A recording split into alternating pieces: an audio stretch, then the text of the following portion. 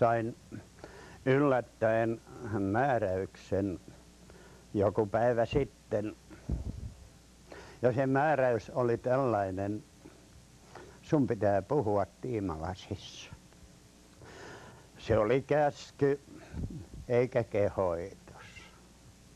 Tämän käskyn antoi oma poikani. Ja tätä käskyä seurasi lupaus. Minä lupasin. Näin kun oli käsky ja lupaus, oli isävaarin toteuttava, ja nyt olen tällä paikalla. Siinä heti olin taivaan Isän edessä kyselijänä, mistä Raamatun paikasta on puhuttava. Sain vastauksen: olen ollut nuori ja olen vanhaksi tullut, mutta en ole nähnyt vanhurskasta hyljättynä, enkä hänen lastensa kerjäävän leipää. Sanat löytyvät psalmista 37 jakeesta 25. Näiden jakeiden kautta Jumala puhuu vanhurskaan Daavidin kautta meille. On puhunut monille sukupolville vuosituhansien aikana juuri näillä pyhillä sanoilla. Ja nyt tänä päivänä hän puhuu meille. Siellä on kuningas Daavid korkean iän saavuttaneena, niin kuin tekstissä kuuluu, olen vanhaksi tullut. Sieltä pitkän iän korokkeelta katselee Daavid elettyä elämäänsä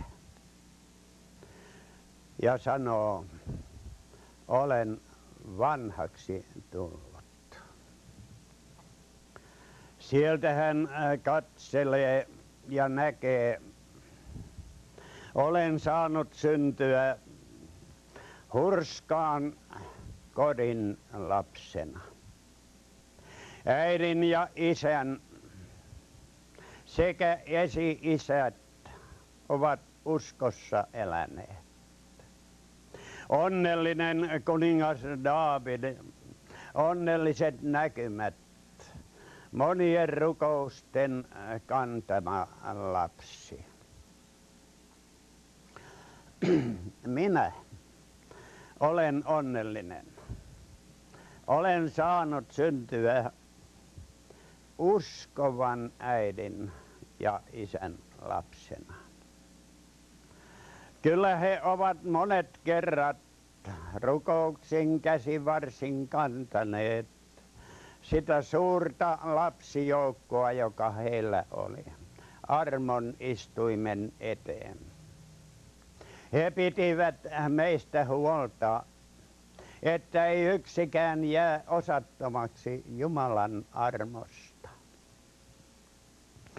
Minä henkilökohtaisesti sain pyhän kasteen 5 päivän vanhana. Ja näin minut vietiin Jumalan armon osallisuuteen.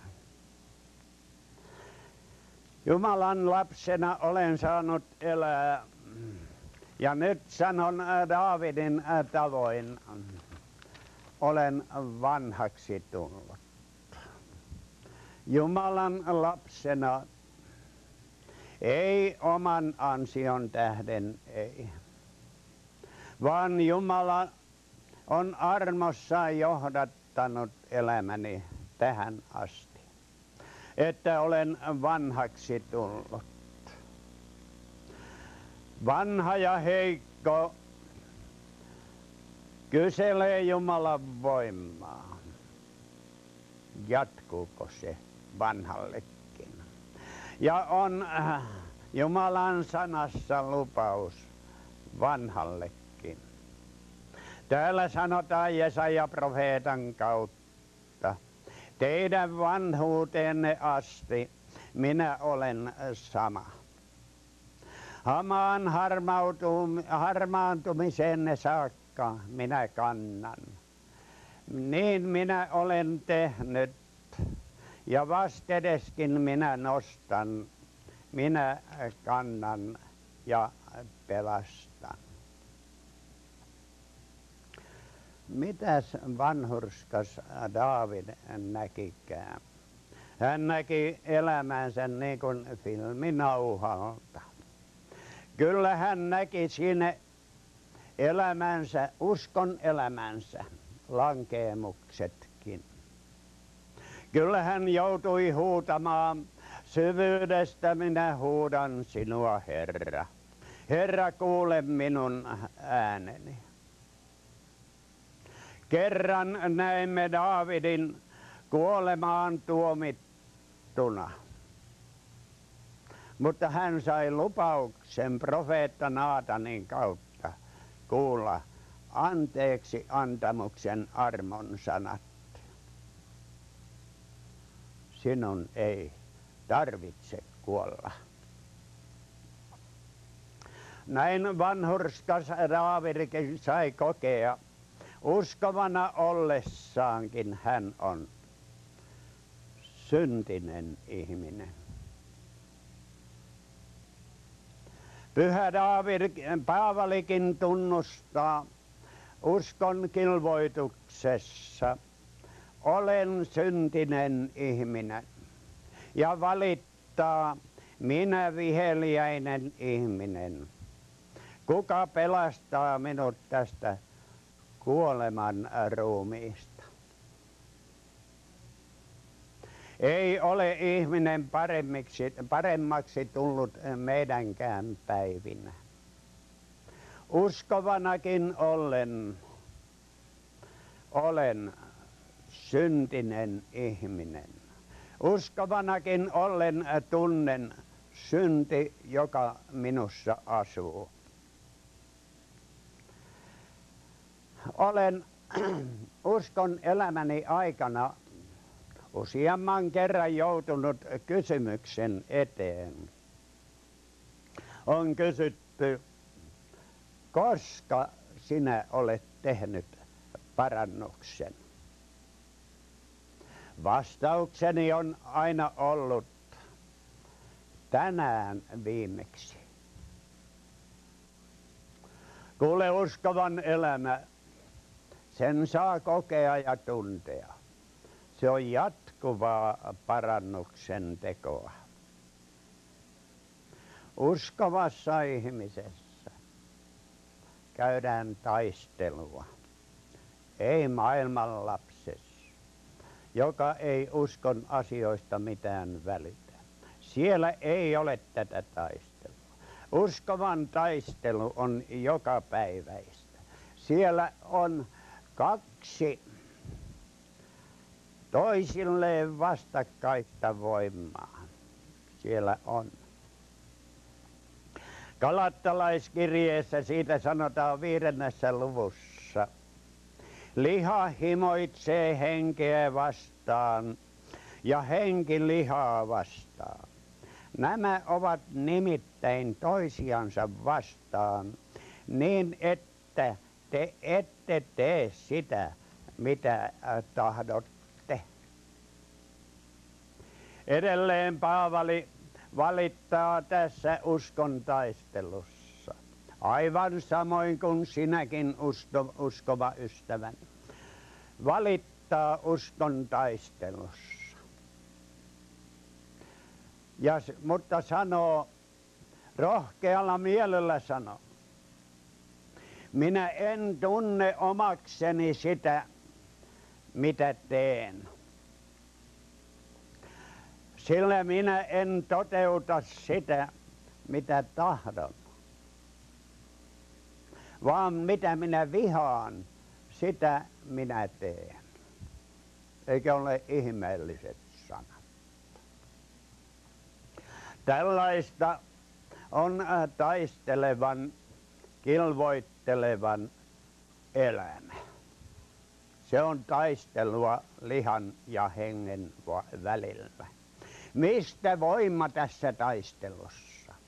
Että voin selviytyä voittajana taistelussa. Kuule sanasta, Jumalan sanasta. Se puhuu Kristuksesta, synnin ja kuoleman voittajasta. Ja Pyhä Henki kirkastaa Kristusta sanan kautta. Siellä on voiman lähde. Tässä taistelussa saamme elää joka päivä anteeksi antamuksen armosta. Muista aina Jeesuksen sanat. Minä olen teidän kanssanne joka päivä maailman loppuun asti. Eikä meidänkin taisteleva ystäväni pitäisi olla joka päivä hänen kanssaan sanan kautta, rukouksen hengessä. Sanassa on voima. Siellä kuuluu hänen rakkaan vapahtajamme ääni. Sieltä kuuluu sinulle ja minulle, poikani, tyttäreni, olet turvallisella mielin. Sinun syntisi on anteeksi annettu. Sinulle tahtoisin lopuksi jättää, joka kahden hengen välistä taistelua käyt. Ja synti tuntuu suurelta. Tahtoisin jättää Jesajas profeetan ensimmäisestä luvusta jakeen 18. Siellä sanotaan anteeksi antamuksen äärettömyys.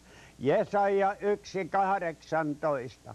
Palaja niille sanoille silloin kun synti tuntuu ylitse pääsemättömältä. Näet kuinka armo tuntuu ylenpalttisesti. Toistan vielä. Jesaja 1:18.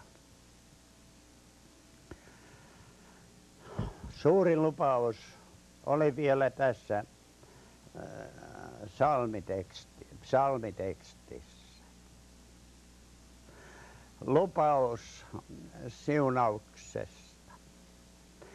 Siunauksesta, joka jatkuu lapsille saakka.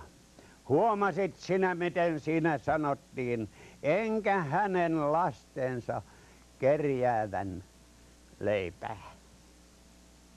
Hyvä on olla tällaisen kaikkivaltiaan taivaan Isän johdatuksessa ja tehdä matkaa kohti taivaan kotia.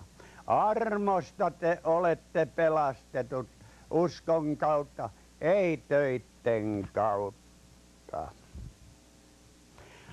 Sanan kautta rauhaton voi rauhan löytää vaiden, kun murhetuska suuri on. Ei kelpaa lohtu maine. Aamen.